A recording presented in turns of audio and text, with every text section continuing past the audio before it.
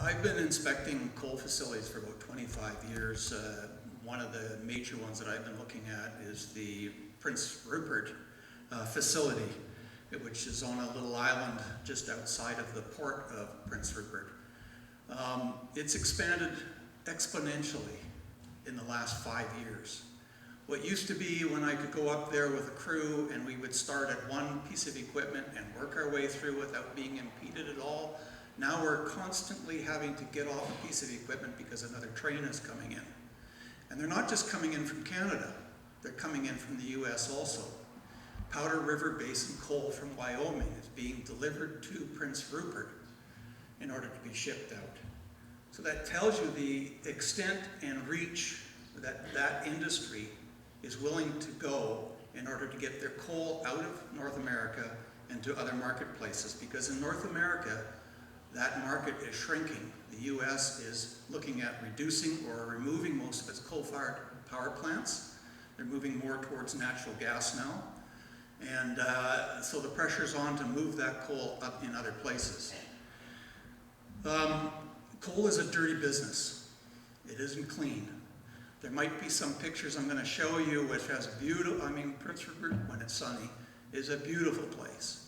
And then the backdrop for coal is quite interesting. But usually it's raining there, which is good for the dust. It keeps that suppressed down. However, water with coal can leach out certain things out of the coal, and eventually it gets into streams and the ocean. So it could have impacts on fish and other wildlife, or even drinking water in some cases. The problem is the science isn't there. There's been very little studies. Even those who study in this area have said it's hard to get a picture on it all because there hasn't been a lot of studies. And given the current boom in coal exports out of North America, governments and their agencies are reluctant to begin these studies. Dust. On a dry day, the dust can get to you. As you'll see up here, that's what they call a barrel dumper, and it dumps the rail cars 2 at a time. On the aluminum cars, Prince Rupert can empty a train 125 to 150 cars in an hour and a half. That's how rapid these things work. If you notice these units here, that's the dust suppression system. If you notice the black here, and here, and here, and over here, this has been washed, by the way. That's the dust suppression system. Now they've changed to another one, which is water sprayers, and the employees there are already complaining that it doesn't do its job. So when they talk about dust suppression, they're usually talking about putting a lot of water in. However, the science is starting to show that you start releasing the aromatic hydrocarbons embedded in the coal. So that becomes a problem. The plans, the cost of the capital cost for this type of infrastructure doesn't happen overnight. So Fraser Surrey Docks didn't happen overnight, nor did the expansion to West Shore terminals at Roberts Bank, nor to Neptune, nor to Prince Rupert's Ridley terminals there. This has been going on for quite a while. And I think our speaker at the beginning here alluded to the fact that we do not have a proper system for the public to get involved, to know what's going on. By the time we get involved, it's well on its way. I don't know whether Fraser Surrey Docks has already started to order its equipment that it needs in order to transport this coal. When we talk about Fraser Surrey Docks, we have to talk about a foot in the door. What they're talking about is really, I can't see the economic sense to it. When you're going to unload and load coal over and over and over again, the cheapest coal on the market, Powder River Basin coal, now selling at about $11 a short ton, which is a US ton, not a metric ton. And you've got to ship it from Wyoming to the West Coast ports here. And these ports here are more efficient because they basically unload, stack, freighters come in, they unload onto that. Here they're talking about unloading, then loading onto barges, unloading, and then loading onto ships in Texada. It just doesn't make sense. But it's a toe in the door. And as has been alluded to already here, is that the space that you have at Fraser Surrey Docks is much similar to Neptune. and Neptune's expanding to 18 million tons. So you're talking about a ship, and a very large ship, to come into the port here at least twice a week in order to move that coal. You're talking about 15,000 tons per train in order to fill a 175,000 ton ship. So you can think about the amount of trains you need just to fill one ship. And if you're having a ship like Roberts Bank here, 250 ships a year, you can pretty well figure out how many train loads is required in order to fill those ships. And because of the demand to get this coal to market, you can pretty well figure that when the tunnel gets removed and it gets dredged so the largest ships in the world can come up that river and take the coal out, you can assure that the trains here will multiply quickly. It may not happen in many of our future, or we'll be too old to worry about it, but it's going to happen in our children's future, and the grandchildren's future, and their children's future. This stuff here, what they build here, is not just for 5 years, it's not for 10 years. Rupert's been going for quite a long time, and same with Roberts Banks. It's here for a long time.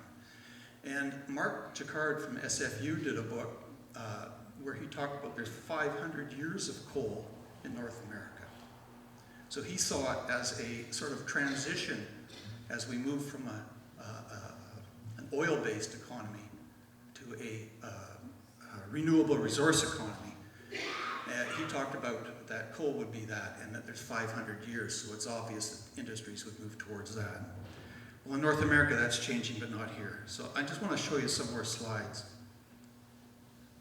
That's a stacker reclaimer. So basically, it gets loaded off to the trains, and then it goes through conveyor systems to, this is a combination stacker, so it's stacking the piles. Different grades of coal, different types of coal from all over British Columbia and United States. It then reclaims it by that big wheel up in the front. It scoops the coal back up, puts it on a belt, and sends it out to the ship loaders in the ocean there. So that's a human being there. These are massive. You'll see these at Roberts Bank, and you'll see them at Neptune. Unfortunately, that's one of those beautiful days we got a fog on the ocean, and there you see the stacker reclaimer, and it's pushing out coal.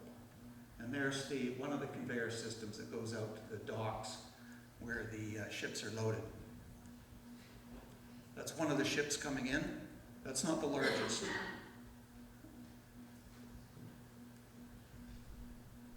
Being guided in, I don't know if you remember, but just a few months ago, a ship ran into the causeway that goes out to dock number 1 at Roberts Bank.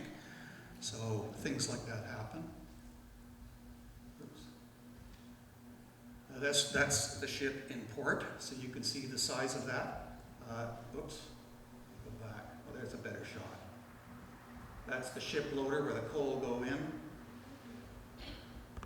That's about a 150,000 ton ship.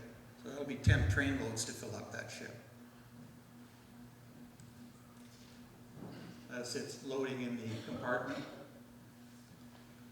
When they load these ships, they can't load one compartment after the other. They load a bit here, a bit there, a bit there, because they can actually flip the ships over while loading. And you'll see coal dust, coal dust, coal dust. You can't get away from it, especially the Powder River coal. It's powdery, hence the name. When it's loaded and piled, they have large tractor caterpillars that have to push it down and crunch it down because it has a tendency to ignite without somebody lighting a match. The workers there, of all the coal they handle, the only ones they wear their respiratory equipment with is the Powder River Basin coal because it has other elements in it. Heavy metals, including uranium, particles within the coal that might be released during the handling here because dust happens. If you notice here, that's coal dust. You have conveyor systems, and in our climate here, wet systems, the coal sticks to the belts, and as it's running through, it has scrapers at the other end, and eventually all that coal gets under the conveyor systems. It has to be removed somehow. So it's washed down the fire hoses. Where does it go? Into the ocean. Where's our federal fisheries? I've never seen them. 25 years, never seen them at a port. There it is, trailing off to the mouth of the Skeena River, one of British Columbia's major fishing rivers, fish-bearing rivers, a major river. There it is floating out to sea. That's a little closer view. This is from loading. This isn't from washing the conveyors. This is from loading the ships. I've seen no mention of this within the proposal for Fraser Surrey Docks, what it will do to the Fraser River, another significant fish-bearing stream or river. And there's one of Prince Rupert's small fish boats going by the coal. And given nature, it will always find a place, even the most miserable places. So there was a recent letter in the newspaper, an opinion piece, and you'll see more of these as time goes on because the, quote, Coal Alliance, which is made up of former journalists, are busy doing their PR work. And there was a clever piece put into the Vancouver Sun on the 29th, and hopefully they'll print my letter. From 1977 to 1999, Roberts Bank doubled the amount of dust coming off of itself. In 2001, there was 715 tons of dust blew off those piles. 715 tons. And those aren't short tons. In 1998, a health officer, at that time it was called South Fraser Health Region, said it's unlikely there is any health risk to the residents of South Delta from the operation. Well, I'm not sure where he got that information. I've asked to see the study that was done, rather than just somebody's opinion. But 1,715 tons of coal into dust that's flying. And of course, the lightest and most finest will travel the furthest distance. So maybe a lot of the larger particles will drop within the region of the farmland close to the port, but a lot of the finer particles will get into communities like Tsawwassen and may even get into Surrey here when it gets up airborne and higher up. Those particles might contain some of the heavy metals and other materials. This one just recently from the GM of West Shore, Dennis Horgan, he says, we have addressed what we have and found our dust suppression system is lacking after decades of use. This is after 1998, they said there was no problem, and other times there were no problems. For decades now, he's admitting there has been a problem, and a significant problem. So I'll just give, I was told this by some residents of Tsawwassen when I lived there. In the late 1960s, there was a proposal to dike Boundary Bay from Comey Point to Centennial Beach in Tsawwassen, to dredge it out, fill it in, and that was going to be the massive port for our area here, our region.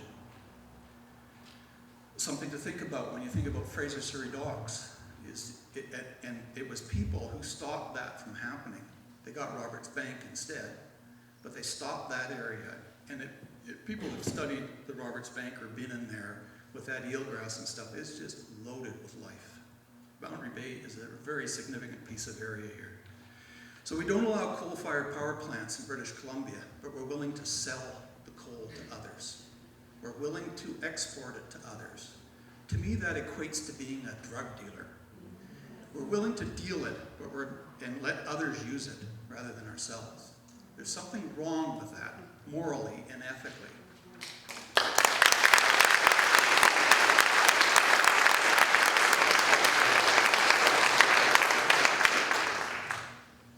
I think that's good enough for me.